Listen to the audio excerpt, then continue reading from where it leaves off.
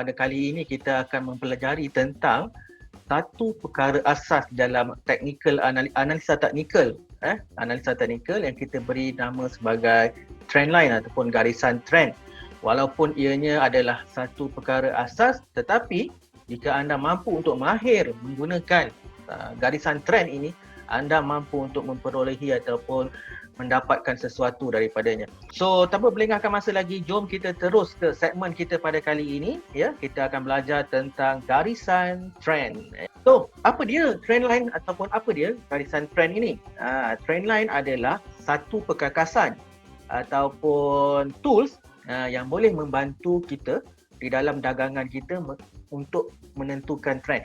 So, kita akan tengok lebih lanjut selepas ini apa yang dimaksudkan dengan trend line ini, alright? Okey, so pertama kalinya adalah bila bercakap tentang trend line ini, kita sebenarnya bercakap tentang menggariskan trend line. Sebab kita tahu bila ada garisan trend, bermaksud kita bermain dengan garisan. So, bila bermain dengan garisan, kita sepatutnya kena tahu bagaimana untuk kita melukis garisan itu, right?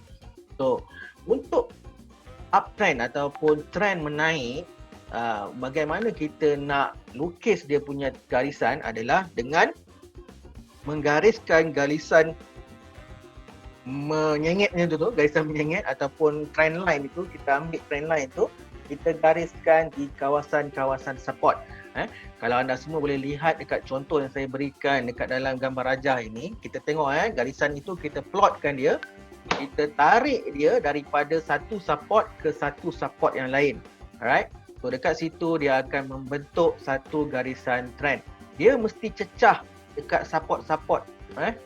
Macam kelas yang sebelum ini, saya ada bagi tahu ataupun saya ada ajarkan tentang macam mana kita nak lihat kawasan support dan resistance kan. So ini adalah kita gariskan di kawasan support. Kita ambil 2 point. 2 point. Sekurang-kurangnya dalam trend line kita perlu ada 2 point yang bersentuhan. So kita kena gariskan trend line itu dan menyentuh 2 point support. Contohnya satu dekat sini, satu dekat sini. Yang ini tak sentuh, ni sentuh sikit. Yang ini 1, 2, 3, 4, 5. So kita ada 5 point yang kita sentuh dekat sini. Itu pun dah cukup banyak. Untuk menjadikan syarat trend line itu, untuk kita gariskan trend line itu, untuk cukupkan syarat dia adalah kita perlu sentuh 2 point support. Right?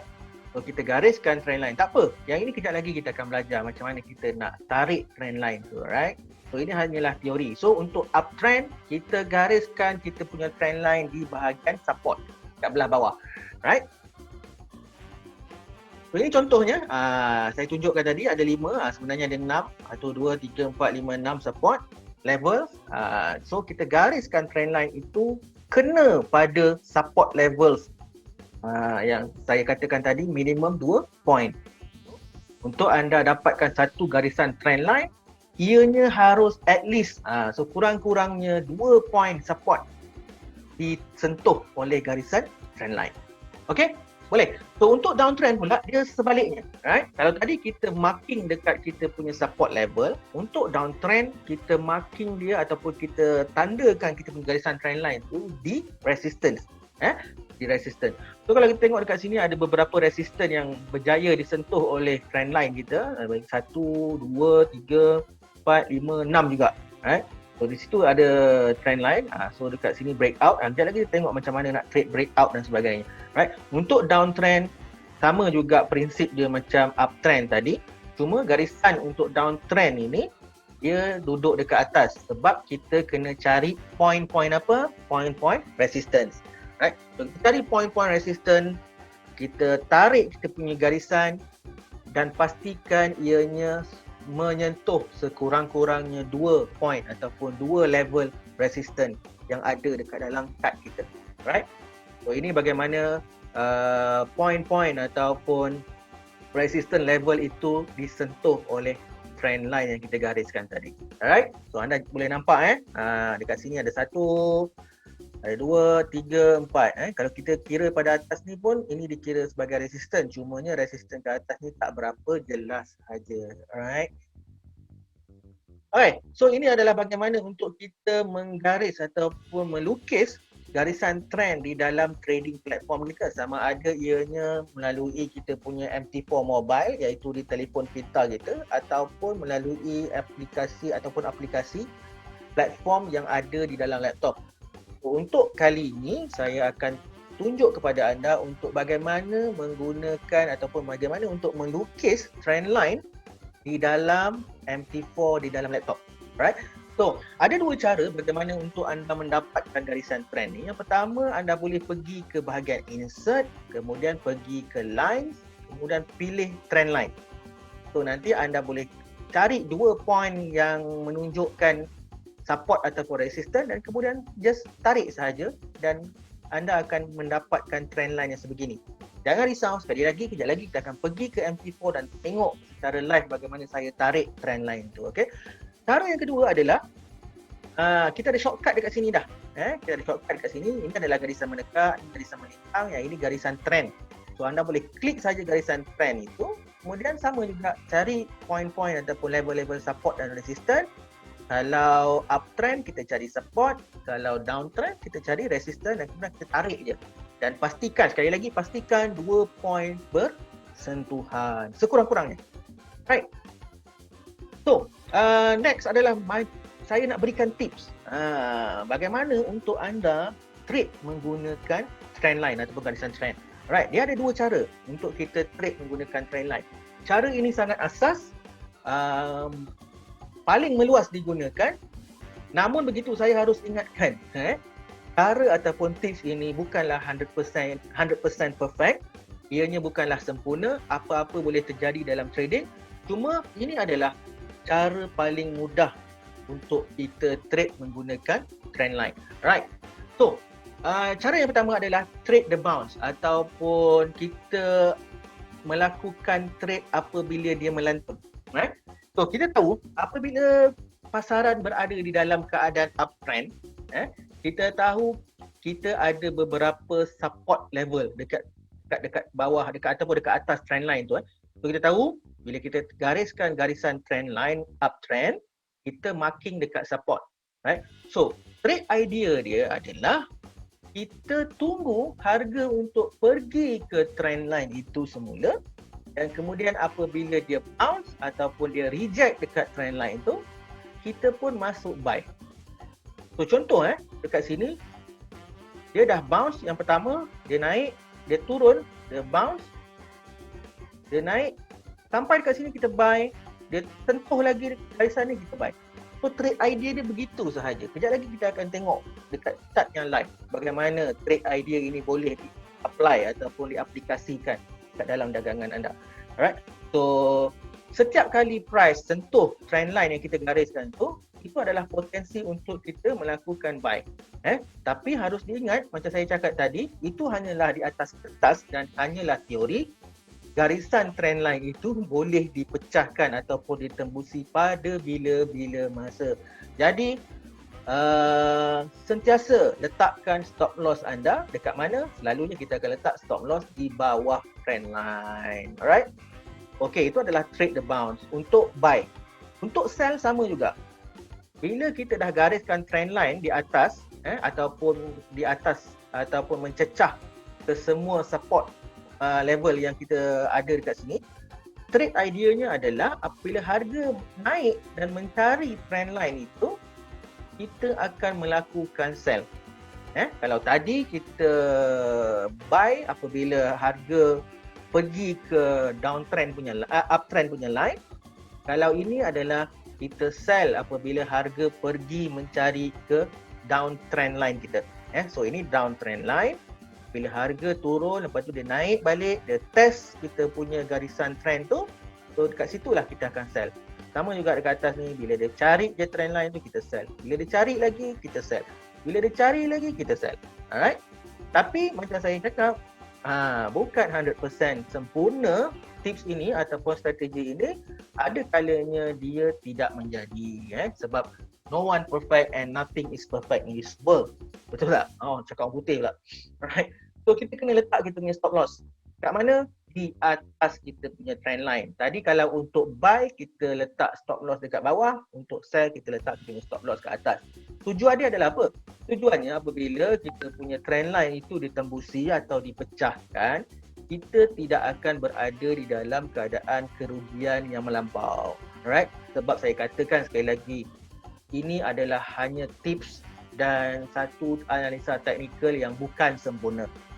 Walaupun secara teorinya begitu, tetapi ada masanya dia tidak menyebelahi kita dan dia boleh dipecahkan pada bila-bila masa. Sekejap lagi akan kita tengok. Kalau kita tengok kat contoh dekat sini pun kita nampak dah ada satu breakout ataupun garisan trend line itu dipecahkan.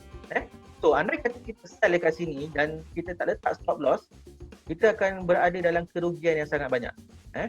Walaupun dekat sini dia patah balik dan kemudian kita mungkin dah beroleh profit dekat sini, tapi kalau kita masih tak exit lagi dekat sini dan kita duduk dalam keadaan yang sangat berisiko, kemudian harga naik lagi tinggi.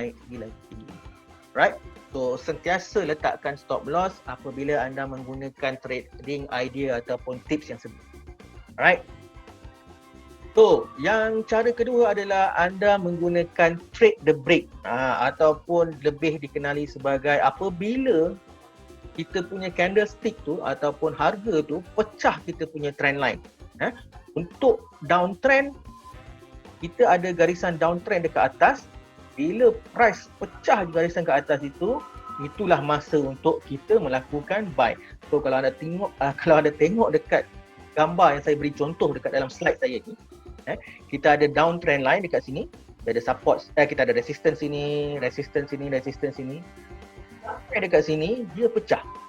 Bila dia pecah je trend line tu, bermaksud itu adalah peluang untuk kita melakukan buy. Alright? So sama juga untuk sell. Bila kita ada satu strong trend line dekat sini, dia ada support sini, tetapi bila sampai dekat sini dia pecah ke bawah, jadi itu adalah peluang untuk kita melakukan sell. Alright, itu adalah peluang untuk sell. Bila kita nak sell, tunggu candle itu break ataupun tembus garisan trend line tu. Kalau kita tengok daripada yang belakang ni, tak ada candle ataupun tak ada candle pun yang berjaya pecahkan trend line tu. Kalau dekat sini tengok dia bounce, kat sini pun dia bounce. Tapi ada satu candle kat sini, tiba-tiba dia pecah. So itu menandakan uptrend itu sudah tidak valid dan ianya menandakan ataupun beri isyarat kepada kita untuk melakukan sell. Sangat mudah, tapi again saya cakap ini hanyalah teori di atas kertas sahaja, apa-apa pun boleh terjadi. Kadang-kadang dia boleh break dekat bawah ni, kemudian kita sell, dia naik atas, dia naik lagi tinggi. Right? So ada macam-macam kemungkinan. So berhati-hati, sentiasa pasang anda punya stop loss. So let's go, kita pergi ke MT4, kita nak tengok beberapa contoh yang ada dekat dalam chart, real chart, untuk saya pastikan anda mendapat menyerap ilmu yang cuba saya sampaikan pada kali ini dengan lebih jelas. Right? So sangat cepat, saya nak share saya punya MT4 punya screen. Right? So apa yang ada di MT4 ataupun di dalam screen saya sekarang ini adalah chart untuk gold. Chart untuk gold. So anda boleh lihat dekat sini saya gariskan satu uptrend line dekat sini. So ada support dekat sini. Right? Dekat sini ada support. Sini ada support. Dekat sini pun ada support. Right? Dan tiba-tiba ada satu candle break dekat bawah ni. Right? Bila candle break sahaja bawah ni, so saya terus lakukan jualan ataupun saya terus sell dekat sini.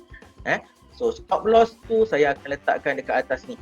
Right? Dekat atas ni ataupun atas ni, saya akan cuba cari point-point dan tu kemudian. Tapi idenya begitulah. Right?